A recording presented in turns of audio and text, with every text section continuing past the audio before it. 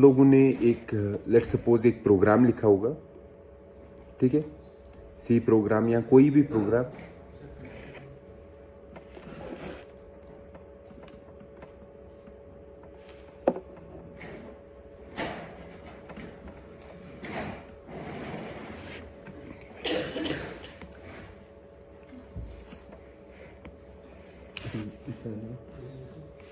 हाँ, आप लोगों ने आज तक कोई भी प्रोग्राम लिखा होगा, लेट्स सपोज सी प्रोग्राम। इस प्रोग्राम को अगर आपको सिस्टम पे चलाना है, आप क्या करते हो? हम इसे कंपाइल करते हैं, ठीक है। इसको कंपाइल करने के बाद, कंपाइल करने की ज़रूरत क्यों पड़ती है? ताकि हम इस सी प्रोग्राम को मशीन लेवल इंस्ट्रक्शंस में कन्वर्ट करें, ठीक है। और ताकि हमारा मशीन इसको समझ पाए।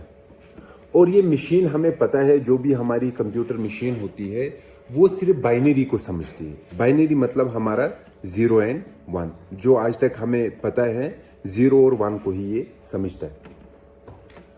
तो क्या इसका मतलब है, अगर मैं कह रहा हूं मशीन मेरी है जो 0 और 1 को समझती है, क्या उसका मतलब है अगर मैंने उसे ऐसे कुछ दिया, ऐसी रैंडमली कोई बाइनरी दिया, ठीक है, ये उठा के मैंने अपने मशीन को दिया, क्या इसका मतलब है वो इसको समझेगा? इस चीज को, ये बाइनरी है ना, समझेगा? नहीं। क्यों नहीं? मैं बताता हूं। लेट्स सपोज आपका हम एग्जाम्पल लेते हैं। आपको क्या समझ आता है? इंग्लिश समझ आता है, ठीक है, किसी को हिंदी समझ आता है, उर्दू समझ आता है ना। अगर हम देखो, जैसे हमें पता है मशीन जो है वो किसको समझती है? बाइनरी को। बाइनरी मतलब उसके जो अल्फाबेट्स है वो 0 और 1 है।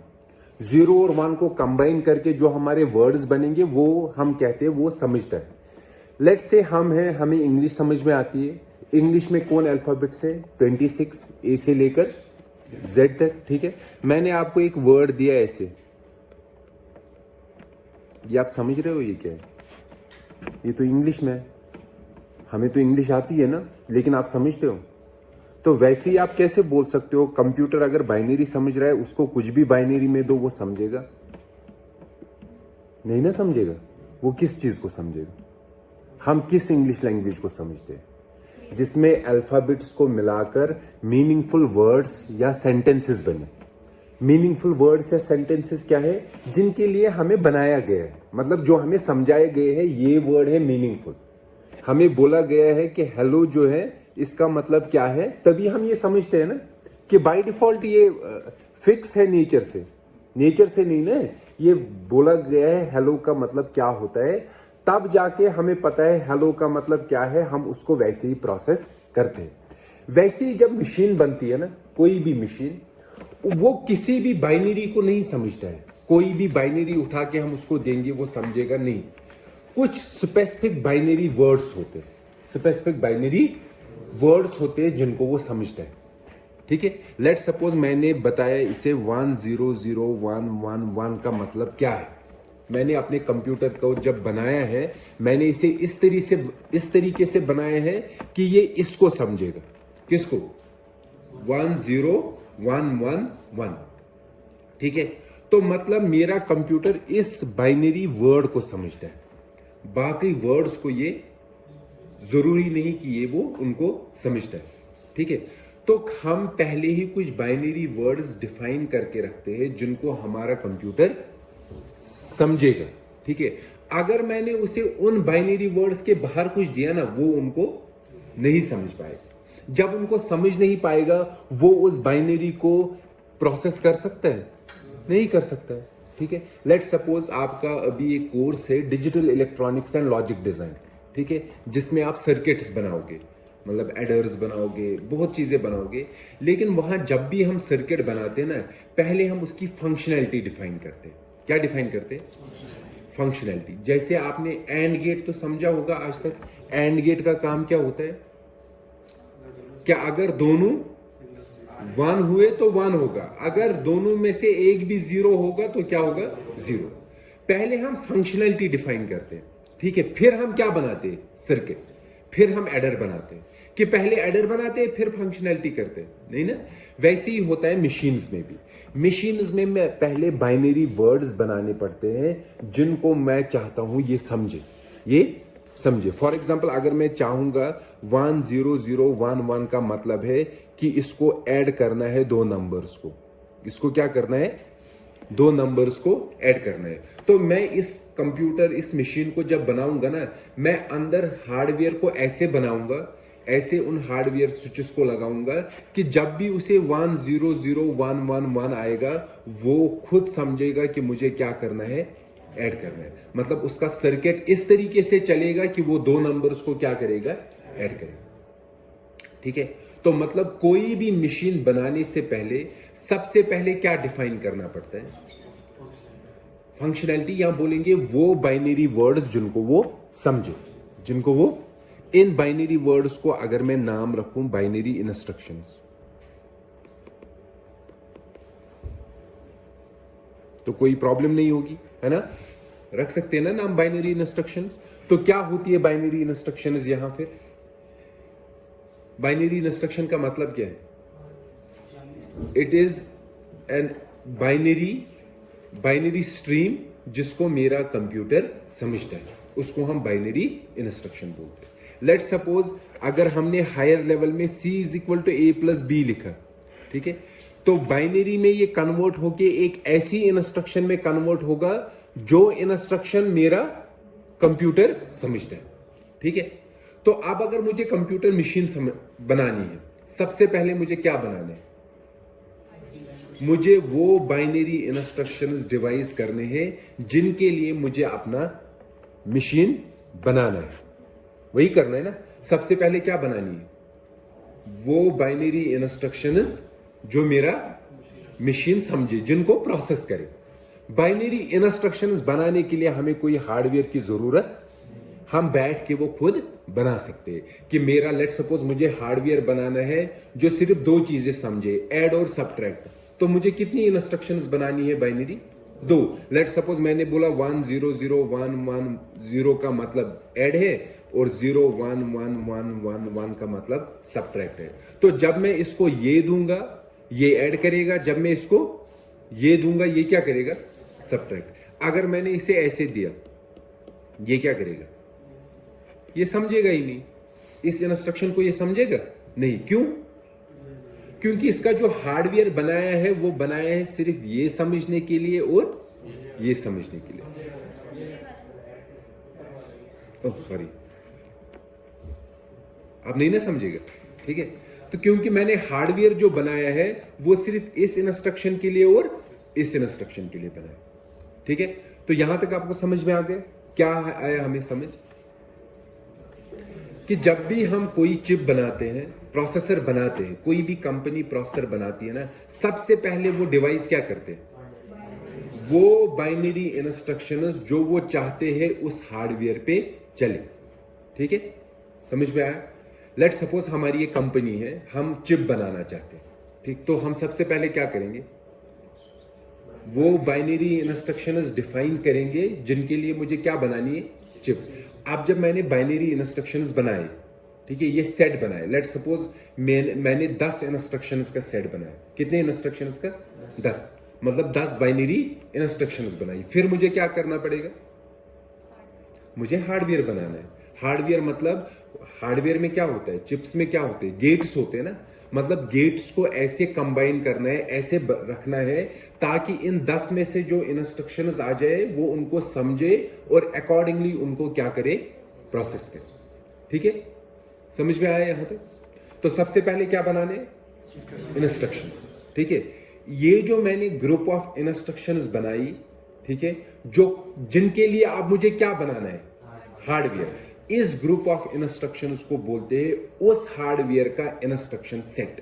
क्या बोलते हैं, instruction set. So what is an instruction set of a computer, instruction set किसी भी कंप्यूटर का वो बाइनरी इंस्ट्रक्शंस है जिनके लिए उस कंप्यूटर को बनाया गया है। जिन इंस्ट्रक्शंस को वो कंप्यूटर समझ सकता है। अगर उस सेट के बाहर कोई इंस्ट्रक्शन आ गई ना, उसको वो समझेगा नहीं समझे। समझ में आया? तो कोई भी कंपनी जब चिप बनाती है ना, पहले उस चिप के लिए क्या बनाती है? Instruction set. इसको इंस्ट्रक्शन सेट आर्किटेक्चर बोलते हैं। ये सिंपल डेफिनेशन है आईएसए की। आईएसए की इतनी ही डेफिनेशन नहीं है, आईएसए की मतलब एक्सटेंसिव डेफिनेशन है, लेकिन अभी हम ऑपरेटिंग सिस्टम समझने के लिए इसकी डेफिनेशन ये वाली याद रखेंगे। ठीक है? क्यों हम इतनी ही याद रखेंगे? क्योंकि जो computer organisation and architecture course है उसमें आपको सिर्फ आईएसए के बारे में पढ़ना है डिटेल में। ठीक है? आईएसए क्या होता है, फिर हम चिप कैसे बनाते हैं, अभी हम वो डिस्कस नहीं करेंगे because our course is operating system. तो क्या है instruction set architecture? A set of binary instructions जिनके लिए कंप्यूटर को डिजाइन किया गया। हर कंपनी सबसे पहले अपना क्या बनाती है? आईएसए। क्या बनाते हैं? आईएसए। समझ में आया? लेट्स सपोज किसी कंपनी का आप मुझे नाम बताइए जो चिप ये प्रोसेसर डिजाइन करता है। इंटेल है, हाँ, एनवीडिया है। ठीक, पहले तो हम इंटेल लेते हैं because we are mostly using Intel processors, करते हैं ना। इंटेल का भी अपना क्या होगा? आईएसए होगा ना, जिसके लिए वो क्या बनाते हैं? चिप बनाते हैं। इंटेल के आईएसए का नाम है x86। उन्होंने उसका नाम क्या रखा है? x86। ठीक, ये आईएसए का नाम। ठीक है? वैसे ही अगर हम और एक कंपनी लेंगे, फॉर एग्जांपल आईबीएम भी बनाता है, उनके आईएसए का नाम है पावर पीसी। ठीक है? वैसे ही आप एक चीज देखिए जो हमारा आज ज्यादातर यूज हो रहा है ना, ओपन सोर्स एक आईएसए है जिसे हम बोलते हैं RISC-V। This an open source operating system, जो यहाँ आईआईटी मद्रास ने इस पे चिप भी बनाई है एक RISC-V आईएसए पे। ठीक है? ओपन सोर्स का मतलब you can use it to design your chip. आप x86 को उठा के अपना चिप डिजाइन नहीं कर सकते हो क्योंकि ये एक इंटेल का अपना है, ये आप यूज नहीं कर सकते हो। लेकिन RISC-V ओपन सोर्स है, you can take that and you can design a chip for that particular ISA. Okay, अभी तक समझ में आया? सो क्या पढ़ा हमने? ISA is the group of instructions that our computer understands. पहले हम आईएसए बनाते हैं, फिर प्रोसेसर बनाते हैं। तो अब जो हमारा प्रोसेसर समझेगा वो सिर्फ किन इंस्ट्रक्शंस को समझेगा? उन इंस्ट्रक्शंस को जो उसके आईएसए में होंगे। अगर उसके आईएसए से बाहर कोई इंस्ट्रक्शन आ गई वो उसको नहीं समझ पाएगी। ठीक है, आगे चलेंगे हम। अब वापस वहीं आते हैं। हमारा प्रोग्राम है higher level program, let's suppose C program आपने लिखा है। इसको हम क्या करते हैं? कंपाइल करके ये क्या बनता है? बाइनरी। ठीक है, इस बाइनरी में क्या होते हैं? मशीन इंस्ट्रक्शंस क्या होते हैं? मशीन इंस्ट्रक्शंस है। अब मुझे आप बताइए, लेट्स सपोज मेरे पास इंटेल प्रोसेसर है। कौन सा है? मैंने उस पर सी प्रोग्राम लिखा, कंपाइल किया। कंपाइल करके क्या बन गई? बाइनरी। मतलब उस बाइनरी के अंदर क्या है? Binary instructions. एग्जीक्यूटेबल जो बन गया उसके अंदर क्या है? Binary instructions. वो बाइनरी इंस्ट्रक्शंस कौन सी होंगी? वो x86 में जो इंस्ट्रक्शंस है उन्हीं में से कोई ना कोई इंस्ट्रक्शन होगी। ठीक है, उसके बाहर कोई इंस्ट्रक्शन नहीं। समझ आया? ठीक है, अब लेट्स टेक, मेरे पास यहां मैक सिस्टम है। मैंने इस पे यही सी प्रोग्राम उठाया, जो हमने इंटेल पे लिया था वही मैंने मैक पे लिया। अब मैंने मैक पे कंपाइल किया। कंपाइल करने के बाद इसमें नीचे क्या आ गई? बाइनरी एग्जीक्यूटेबल आ गया ना। उसमें क्या होंगी? इंस्ट्रक्शंस। लेकिन किसकी इंस्ट्रक्शंस? वो इंस्ट्रक्शंस जो जिनके लिए मैक का ये प्रोसेसर बना है। ठीक है, अब आप उठाइए आर्म का। लेट सपोज किसी के पास AMD का प्रोसेसर है, AMD राइजन के आज प्रोसेसर है ना, किसी के पास AMD का प्रोसेसर है। ठीक, मतलब लैपटॉप है, उसने सी प्रोग्राम लिखा, कंपाइल किया। कंपाइल करने के बाद क्या बन गए? एग्जीक्यूटेबल। एग्जीक्यूटेबल में आप कौन सी इंस्ट्रक्शंस होगी? वही इंस्ट्रक्शंस जो AMD के आईएसए में। समझ में आया? क्लियर हुआ ना?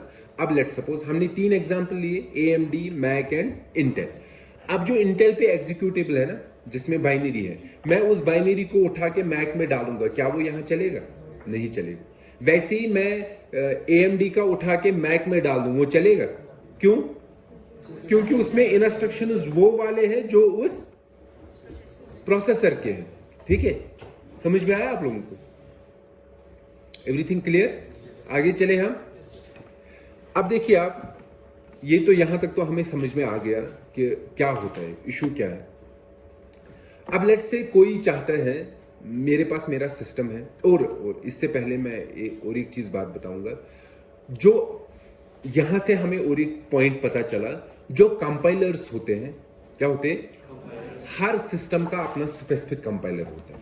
मतलब इंटेल का अपना कंपाइलर होगा, AMD का अपना होगा, मैक का M1 का अपना होगा। क्यों? क्योंकि इंटेल वाला जो कंपाइलर है, उसे हायर लेवल प्रोग्राम को जो कंपाइल करके इंस्ट्रक्शंस देनी है ना, कौन सी इंस्ट्रक्शंस देनी है? इंटेल के ISA की। ठीक है, तो वो कंपाइलर अगर मैं यहां यूज करूं, AMD वाले पे यूज करूं, वो वहां पर भी किसकी इंस्ट्रक्शंस देगा? इंटेल की। लेकिन वो फिर चलेगा हमारे सिस्टम पे? नहीं चलेगा। इसीलिए आपने देखा होगा, जब हम कभी कभी कंपाइलर इंस्टॉल करते हैं ना, हमें पूरा डिटेल उसको बताना पड़ता है, मैं किस सिस्टम पे चला रहा हूं, क्या ऑपरेटिंग सिस्टम है, बताते हैं ना पूरा, फिर डाउनलोड करते हैं। ठीक है, समझ में आया? हर एक को समझ में आ गया? अब हम और एक चीज देखते हैं। लेट सपोज कोई है, रिसर्चर है या स्टूडेंट है, उसके पास इंटेल का सिस्टम है। ठीक है, वो सी प्रोग्राम लिख रहा है, सी प्रोग्राम को कंपाइल करके उससे क्या बन रहा है? एग्जीक्यूटेबल। एग्जीक्यूटेबल में आप किसकी इंस्ट्रक्शन से? इंटेल के ISA की। तो मतलब वो उस इंटेल के ISA की उस बाइनरी को, एग्जीक्यूटेबल को खोल के देख सकता है। ठीक है, अब अगर वो चाहता है, नहीं मैं चाहता हूं ये जो सी प्रोग्राम है, इसका मैं कंपाइल करूं, कंपाइल करने के बाद मुझे AMD का मिले या ARM का मिले या RISC-V की इंस्ट्रक्शंस मिले, तो उसे क्या करना पड़ेगा?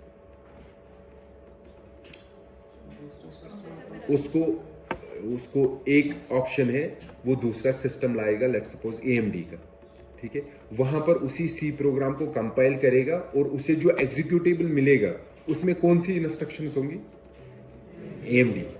ठीक है, अब अगर वो चाहता है RISC-V का भी उसे इंस्ट्रक्शन चाहिए, तो वो क्या करेगा? RISC-V का सिस्टम लाएगा, वहां पर कंपाइल करेगा, जो एग्जीक्यूटेबल अब बनेगा, उस एग्जीक्यूटेबल में जो इंस्ट्रक्शंस होगी वो किसकी इंस्ट्रक्शंस होगी? RISC-V की। ठीक है, तो जितने इसे ISA के मतलब एग्जीक्यूटेबल चाहिए ना, उसे इतने क्या चाहिए? सिस्टम्स चाहिए। लेकिन आपको नहीं लगता ये एक्सपेंसिव है और हेक्टिक भी है? ठीक है ना, कोई ऑप्शन होना चाहिए ना कि मैं एक ही सिस्टम पे सारे एग्जीक्यूटेबल बना पाऊं। चला नहीं सकते। चला हम सिर्फ किसको सकते हैं? जो उसका अपना ISA का एग्जीक्यूटेबल हो। ठीक है, लेकिन अगर मैं चाहता हूं, नहीं मैं चाहता हूं मुझे बनाने हैं, ताकि मैं इनको थोड़ा एनालाइज करूं, रीड करूं, ठीक है, उसके लिए कोई ऑप्शन होना चाहिए ना। तो उसके लिए एक ऑप्शन होता है क्रॉस कंपाइलेशन। मतलब हमारे पास कुछ कंपाइलर्स है जिनको हम क्रॉस कंपाइलर्स भी बोलते हैं, वो क्रॉस कंपाइल करते हैं। क्या करते हैं? क्रॉस कंपाइल मतलब मेरे पास लेट्स सपोज इंटेल का PC है, ठीक है, मैं उस पर क्रॉस कंपाइलर डाल दूंगा। ठीक, नॉर्मली कंपाइलर क्या करना चाहिए? अगर मैं उसे सी प्रोग्राम दूंगा, वो कंपाइल करके क्या देना चाहिए? उसी प्रोसेसर के ISA के इंस्ट्रक्शंस, एग्जीक्यूटेबल वही देना चाहिए ना। लेकिन क्रॉस कंपाइलर्स क्या होते हैं कि उनको आप बताओ, मैं इंटेल पे हूं ना, मैं कहूंगा इस सी प्रोग्राम को कंपाइल करके जो एग्जीक्यूटेबल दोगे वो RISC-V का एग्जीक्यूटेबल दो, जो RISC-V पे चले, वो आपको कंपाइल करके वो दे देगा। फिर आप उसको चला पाओगे? उस पे नहीं चला पाओगे। किस पे चलाओगे पाओगे? RISC-V। ठीक है, तो उसके लिए हम क्या यूज करते हैं? Cross compilers. समझ में आया? Cross compilation. ठीक, लेकिन अब अगर किसी ने बोला सर बस कंपाइल करके तो मुझे मिल गया, अब मैं इसको क्या करूं? चलो एनालाइज भी करा, कम से कम एक बार रन तो करूं कि हो क्या रहा है, कैसे हो रहा है। तो रन करने के लिए उसे क्या करना है? फिर से नए सिस्टम्स लाने हैं। ठीक है ना, RISC-V का चलाना है तो RISC-V का सिस्टम लाना है, AMD का चलाना है तो AMD का। ये तो वापस वही पहुंच गया ना, जहां से हम निकल गए थे, ठीक है। तो कोई और ऑप्शन होना चाहिए जो इसको सिंपलीफाई करे, ठीक है। वो सिंपलीफिकेशन के लिए भी एक टूल है जिसे हम वर्चुअलाइजेशन टूल बोलते हैं। क्या बोलते हैं? वर्चुअलाइजेशन टूल्स क्या होते हैं? नॉर्मली जनरल डेफिनेशन क्या है वर्चुअलाइजेशन टूल्स का? वर्चुअलाइजेशन टूल्स ऐसे टूल्स होते हैं जो जब हम उन पे किसी एप्लीकेशन को चलाते हैं ना, वो उनको किसी और चीज का इल्यूजन देते हैं। किसी और चीज का क्या देते हैं? इल्यूजन। जो भी सॉफ्टवेयर इल्यूजन देना, उसको हम बोलेंगे it is a virtualisation tool, ठीक है। देखो यहां हम क्या चाहते हैं? हम चाहते हैं RISC-V का एग्जीक्यूटेबल चलाना, लेकिन मेरे पास जो सिस्टम है वो कौन सा है? इंटेल है। तो मुझे एक वर्चुअलाइजेशन टूल चाहिए जो इस RISC-V के एग्जीक्यूटेबल को बोलेगा तुम चल रहे हो किस पे? RISC-V पे, लेकिन रियलिटी में वो चल किस पे रहा है? इंटेल, ठीक है। तो ये वर्चुअलाइजेशन टूल क्या करेगा? देखो ऊपर मुझे चलाना है, वो किसका एग्जीक्यूटेबल है? RISC-V पर। तो इसमें इंस्ट्रक्शंस किसकी है? RISC-V की। तो जब RISC-V की इंस्ट्रक्शन इसके पास आएगी ना, किसके पास? वर्चुअलाइजेशन टूल का, वो उनको इंटरनली ऐसे कन्वर्ट करेगा कि उन इंस्ट्रक्शन को किस इंस्ट्रक्शन में कन्वर्ट करेगा? इंटेल वाले। और इंटेल पे फिर वो इंस्ट्रक्शन देगा, इंटेल चलाएगा और वापस से आउटपुट देगा। तो ऊपर जो RISC-V एग्जीक्यूटेबल है उसको क्या लगेगा? मैं RISC-V प्रोसेसर पे चल रहा हूं, लेकिन वो RISC-V पे चल रहा है? नहीं, वो किस पे चल रहा है? ये इल्यूजन उसको कौन दे रहा है? ये बीच वाला एक टूल जिसको हम वर्चुअलाइजेशन टूल बोलते हैं, ठीक है। समझ में आया? हर एक को समझ में आ गया? एक वर्चुअलाइजेशन टूल है जिसमें हम ऐसा कर सकते हैं जिसे हम कीमू बोलते हैं। वर्चुअलाइजेशन याद रखना इतना ही नहीं है। वर्चुअलाइजेशन का जनरल डेफिनेशन क्या है? इल्यूजन देना। किसी चीज का क्या देना? जो भी सॉफ्टवेयर इल्यूजन देना किसी चीज का, उसको हम बोलेंगे ये क्या है? वर्चुअलाइजेशन। यहां कीमू है वर्चुअलाइजेशन टूल। ये क्या इल्यूजन दे रहा है? RISC-V को क्या इल्यूजन दे रहा है? RISC-V के एग्जीक्यूटेबल को, कि नीचे जो प्रोसेसर है वो क्या है? RISC-V, लेकिन रियलिटी में क्या है? समझ में आया? ठीक। तो क्रॉस कंपाइलेशन समझ में आया, कीमू समझ में आया, ठीक है। So this part is your assignment 1, जिसमें आपको क्रॉस कंपाइलर्स इंस्टॉल करने हैं, रन करने हैं, कोड्स को मतलब RISC-V का बनाना है, बाकी चीजों का क्रिएट करना है, फिर उन एग्जीक्यूटेबल्स को कीमू भी इंस्टॉल करना है, ठीक है। और कीमू के थ्रू उनको क्या करना है? रन करना है, ठीक है। इस असाइनमेंट का पूरा डिटेल मैं आपको सेंड करूंगा, वो मैं लास्ट में बता दूं। यहां तक समझ में आया? अभी हमने ऑपरेटिंग सिस्टम कुछ पढ़ा।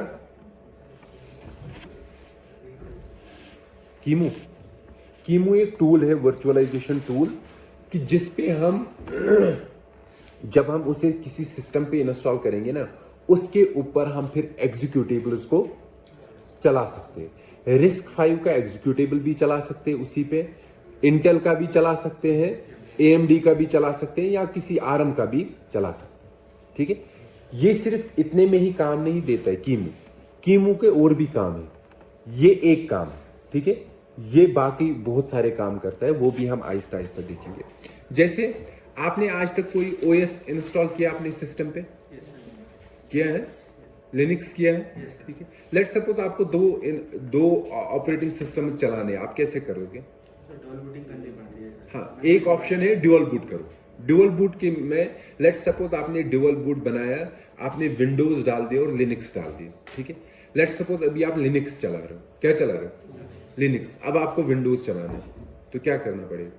ड्यूअल बूट में उसको शट डाउन करना है और स्टार्ट में फिर किसको चलाना है? विंडोज। यही करते हैं, ठीक है। ये तो एक ऑप्शन है, लेकिन मतलब मैं चाहता हूं सिंपलीफाई हो। अगर हम चाहते हैं सिंपलीफाई हो, यार मैं लिनक्स चला रहा हूं, मुझे विंडोज का कुछ काम है, विंडोज पे कुछ करना है, मुझे तो शट डाउन करना है ना, ठीक है। ठीक है। ऑपरेटिंग सिस्टम क्या है? जब हम आहिस्ता आहिस्ता ऑपरेटिंग सिस्टम के बारे में पढ़ेंगे, operating system always wants its own hardware जिस पे वो चलता है, ठीक है। वो एप्लीकेशन नहीं होती है। ऑपरेटिंग सिस्टम किस पे चलता है? हार्डवेयर पे डायरेक्टली। बाकी भी हार्डवेयर पे चलते हैं, लेकिन ऑपरेटिंग सिस्टम को किस पे इंस्टॉल करना पड़ता है? हार्डवेयर पे। अब देखो, जब मैंने लिनक्स डाल दिया, क्या डाल दिया, तो कौन इंस्टॉल हुआ? लिनक्स। ठीक, तो इसमें एक ऑप्शन होता है, कुछ सॉफ्टवेयर्स होते हैं, ठीक है, हम उनके अंदर ऑपरेटिंग सिस्टम को चला सकते हैं। क्या सॉफ्टवेयर के अंदर इंस्टॉल कर सकते हैं? किसको? एप्लीकेशंस किस पे इंस्टॉल होती है? ऑपरेटिंग सिस्टम पे होते हैं ना। लेकिन एक एप्लीकेशन होती है जिसके अंदर हम इंस्टॉल करेंगे किसको? लेकिन ऑपरेटिंग सिस्टम ज्यादातर मेनली इंस्टॉल किस पे होता है? हार्डवेयर पे। तो ये एप्लीकेशन सॉफ्टवेयर जो है ना, जिनके अंदर हम किसको इंस्टॉल करेंगे? ऑपरेटिंग सिस्टम को। वो एप्लीकेशन असल में इस ऑपरेटिंग सिस्टम को इल्यूजन देता है तुम किस पे इंस्टॉल हो रहे हो? हार्डवेयर पे। तो ये भी वर्चुअलाइजेशन टूल है ना, ये एप्लीकेशन। ठीक है, ऐसे हमारे बहुत सारे वर्चुअलाइजेशन टूल्स है। फॉर एग्जांपल एक है वर्चुअल बॉक्स। वर्चुअल बॉक्स एक टूल है जिसके ऊपर हम क्या इंस्टॉल कर सकते हैं? Operating system. उसके लिए अगर मैं लिनक्स चला रहा हूं, मैंने उसके ऊपर इंस्टॉल किया वर्चुअल बॉक्स। वर्चुअल बॉक्स के अंदर मैं क्या डाल सकता हूं? विंडोज। तो मुझे लिनक्स बंद नहीं करना है, मैं ऑन करूंगा, स्टार्ट करूंगा वर्चुअल बॉक्स की एप्लीकेशन, और उसके अंदर क्या इंस्टॉल होगा? विंडोज, और उस विंडोज को यूज कर सकता हूं। ठीक है ना। कीमू जो है, कीमू ये काम भी कर सकता है, मतलब कि इसके ऊपर हम ऑपरेटिंग सिस्टम भी इंस्टॉल कर सकते हैं। ठीक है, समझ में आया? तो कीमू के बहुत सारे काम है। 2 काम हमने देखे। इसके ऊपर हम ऑपरेटिंग सिस्टम इंस्टॉल कर सकते हैं, ठीक है, और इसके ऊपर हम डिफरेंट तरीके के एग्जीक्यूटेबल्स, जो डिफरेंट मशीन्स के एग्जीक्यूटेबल्स हैं, उनको रन कर सकते हैं। समझ में आया? तो ये चीज आप पहले असाइनमेंट में कर लोगे। ठीक है, आगे चले हम।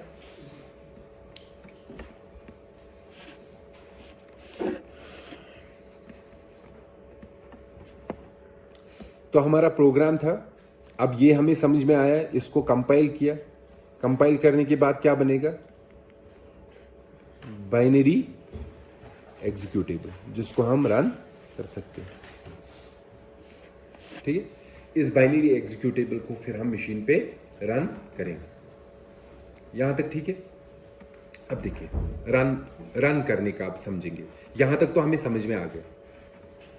अभी ऑपरेटिंग सिस्टम का कोई कंसेप्ट आया नहीं? ठीक है, अभी तक आपको सब समझ में आ रहा है जो हम कर रहे हैं? कोई है जिसको कंफ्यूजन हो रहा है? ठीक।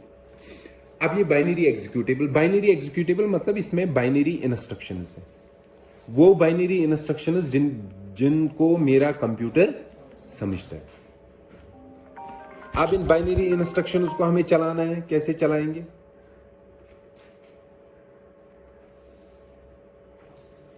बताइए। चलाना है ना। पहले जब हम प्रोग्राम राइट करते हैं, ठीक है, आपको पता है हमारे पास 3 मेन कंपोनेंट्स होते हैं कंप्यूटर के। एक होता है सीपीयू, ठीक है, ओके, जिसे हम प्रोसेसर भी बोलते हैं मेनली, ठीक है। और दूसरा होता है हमारा मेमोरी, जिसे हम क्या बोलते हैं? रैम, मेन मेमोरी होती है ना। और एक मेन चीज है, वो है हमारी डिस्क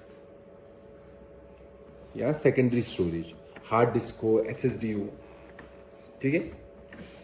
हम जब सी प्रोग्राम लिखते हैं ना, ये कहां सेव होता है?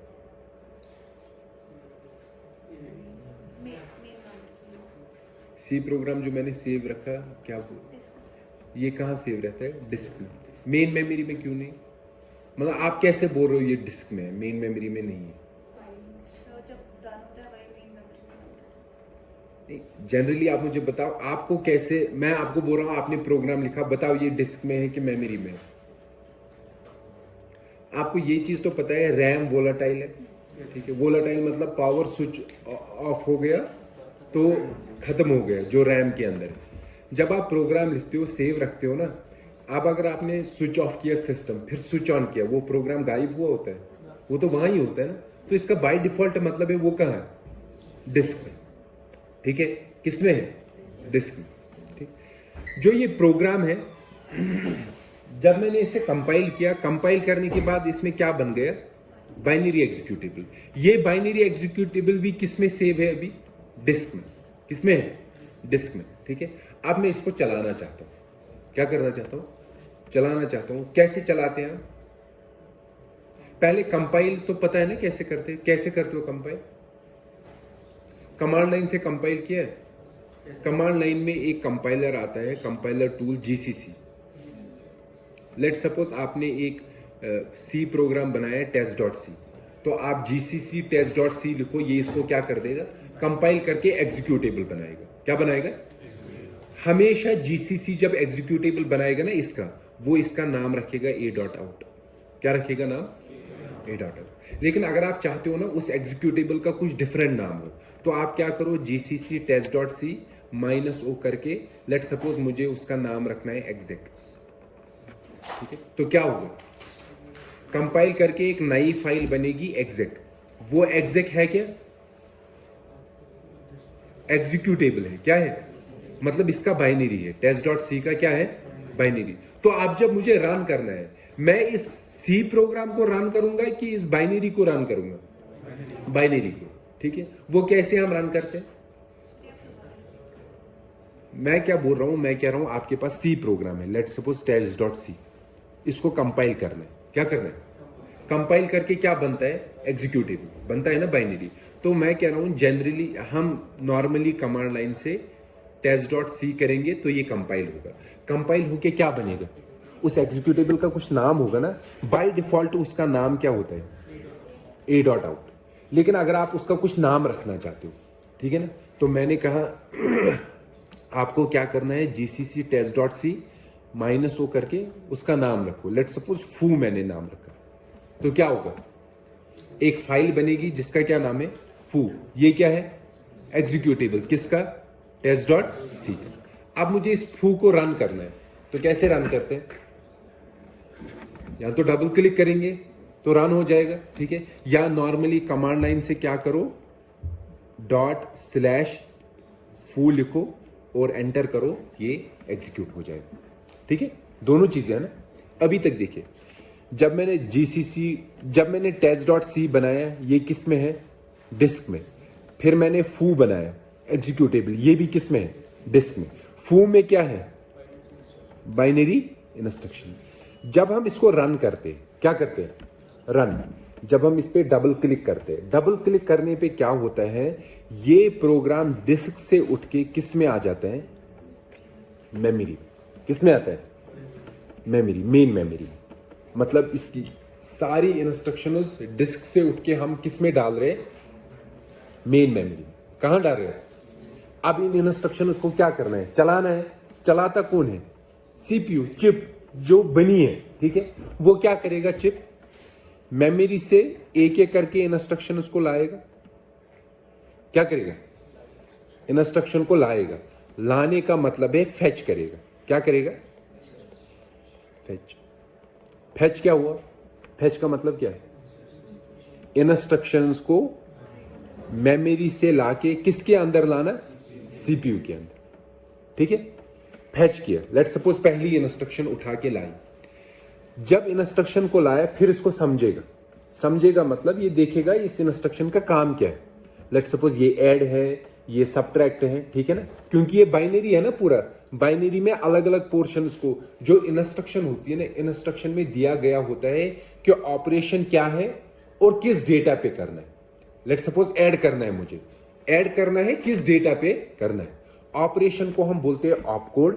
क्या बोलते हैं, और जिस डेटा पे ऑपरेशन करना है ना, उनको बोलते हैं ऑपरेंड्स। क्या बोलते हैं, ऑपरेंड्स। तो इंस्ट्रक्शन में क्या होता है, ऑपकोड, ऑपरेशन कौन सा करना है, और ऑपरेंड्स किस डेटा पे करना है, ठीक है। तो जब मैंने ये इंस्ट्रक्शन लाई ना प्रोसेसर के अंदर, अब प्रोसेसर देखेगा कि ऑपकोड क्या है और ऑपरेंड्स क्या है।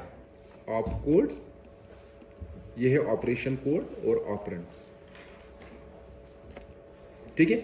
तो दूसरा काम क्या है, पहला काम तो था फेच का, दूसरा काम क्या है, समझना, ठीक है, डी कोड करना, उसको हम बोलते हैं डी कोड। तो किया डी कोड। समझा कि ये इंस्ट्रक्शन क्या है और किस डेटा पे मुझे ये ऑपरेशन करना है। उसके बाद क्या करेगा? ऑपरेशन करेगा, ठीक है ना, एग्जीक्यूट करेगा। तीसरा वो करता है, ये कौन कर रहा है? सीपीयू। फैच किया, डिकोड किया, एग्जीक्यूट किया। पहली इंस्ट्रक्शन को खत्म किया, अब किसको करेगा? दूसरी, फिर तीसरी, चौथी, पांचवी, जब तक पूरा प्रोग्राम कंप्लीट नहीं हो। समझ में आया? हर एक को यही प्रोसेस होता है। तो जब हम डबल क्लिक कर रहे हैं, प्रोग्राम डिस्क से उठकर किस में आ रहा है? मेन मेमोरी से फिर किस में आ रहा है? सीपीयू। ठीक है, अब देखो, डिस्क से उठ के उठाया, फिर किस में डाल दिया? मेमोरी में और चीजें हो सकती है ना, ठीक है। तो मेमोरी में पता होना चाहिए ना किस जगह फ्री है, किस जगह अवेलेबल है, ठीक है। वहां ही डालना है ना जिस जगह फ्री होगा, कि वहां डालेंगे जहां डेटा है, वहां डालेंगे जहां क्या होगा? फ्री होगा। ये तो हो गया, डाल दिया मेमोरी में। सीपीयू को भी पता होना चाहिए ना कि मेमोरी में किस जगह पे है, जहां से फिर मुझे लाना है। ऐसे ही आंख बंद करके नहीं ना लाएगा।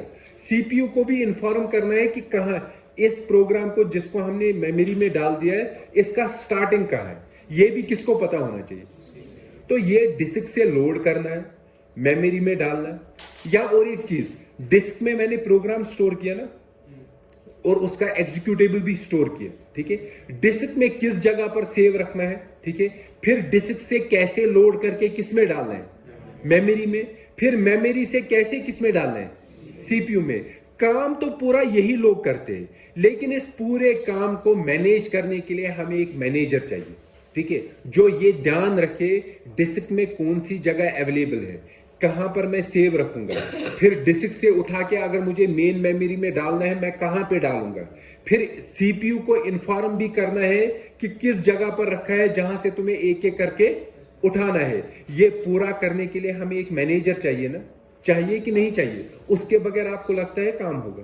ठीक है। So there is a software group या ग्रुप ऑफ सॉफ्टवेयर जो इस पूरे फंक्शन को, जो इस प्रोसेसिंग को, फैच, डिकोड, एग्जीक्यूट, इन चीजों को, ठीक है, हेल्प करता है। वो ग्रुप ऑफ सॉफ्टवेयर है हमारा ऑपरेटिंग सिस्टम, जो ये पूरा मैनेज करता है। किसको मैनेज करता है? डिस्क को मैनेज करता है, मेमोरी को मैनेज करता है। डिस्क से डेटा उठा के किसमें डालना है? मेमोरी में, ठीक है। या किसी प्रोसेस को डिस्क से डेटा चाहिए, उसको देता है। ये पूरा मैनेज कौन करता है? सॉफ्टवेयर, जिस सॉफ्टवेयर को हम क्या बोलते हैं? Operating system. समझ में आया? अब समझ में आया ऑपरेटिंग सिस्टम क्या होगा? ऑपरेटिंग सिस्टम के बगैर हमारा कोई एप्लीकेशन रन करेगा? नहीं करेगा, ठीक है ना, क्योंकि उसको ऑपरेटिंग सिस्टम की जरूरत है। उसके बगैर वो रन नहीं हो सकता है, लेकिन उतना इफेक्टिवली और बेटर से रन नहीं हो, ठीक है। देखो, ऑपरेटिंग सिस्टम के बगैर भी मैं एप्लीकेशन को रन कर सकते हैं। मतलब जो प्रीवियसली बहुत पहले रन करते थे, उस वक्त क्या होता था, जो ऑपरेटिंग सिस्टम काम करता था ना, लेट सपोज मैंने कोई एप्लीकेशन बनाई ब्राउजर की, मुझे ब्राउजर रन करना है। क्या करना है? ऑपरेटिंग सिस्टम है ही नहीं, ठीक है। मतलब जो ये मैनेज करता ना, डिस्क से उठा के किस में डालता? मेमोरी से फिर किसको इन्फॉर्म करता? सीपीयू को, ठीक है। अब अगर ऑपरेटिंग सिस्टम नहीं है, तो ये काम भी मुझे किसके अंदर लिखना है? ब्राउजर के कोड के अंदर। ब्राउजर के कोड के अंदर ही लिखना है कि कैसे तुम्हें डिस्क से उठाना है। तो ऑपरेटिंग सिस्टम फिर मैंने किस में डाल दिया? ब्राउजर में, ठीक है। समझ आया? तो ऑपरेटिंग सिस्टम अब आपको समझ में आ गया ना, इसकी इंपॉर्टेंस है कि नहीं है? तो जब भी आप कोई हार्डवेयर यूज करोगे, हार्डवेयर ऑपरेटिंग सिस्टम के बगैर यूजलेस है ना, मैनेजर के बगैर यूजलेस है, ठीक है।